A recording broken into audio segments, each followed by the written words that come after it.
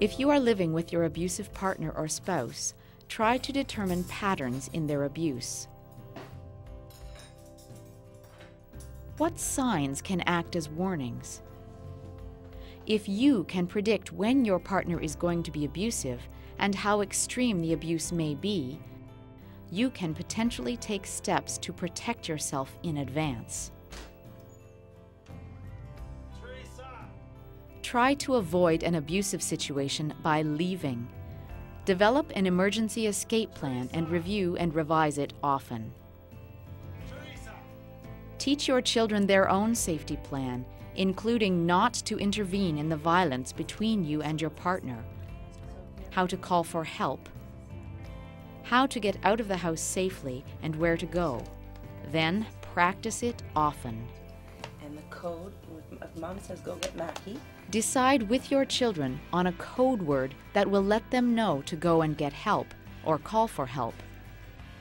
Make sure they know whose house they can run to.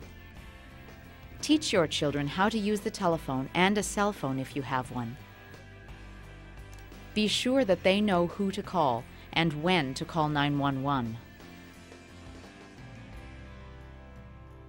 Okay, so when you come in, you shut the door. Look at here, you lock it. Think about safe areas of the house where there are no weapons and there are at least 2 ways to escape. If the situation escalates, try to move to those areas. If possible, stay on ground level so you can escape through a window if necessary. Avoid the bathroom where there is no access to outside. Avoid areas such as the kitchen or the garage where many sharp objects exist. Keep weapons and weapon-like objects locked up and as inaccessible as possible. These include scissors, knives, tools, and of course, guns. Let trusted friends and neighbors know of your situation and develop a code or visual signal so they know to call for help. Be sure that the code is simple and discreet so that you can do it quickly at the first sign of potential violence.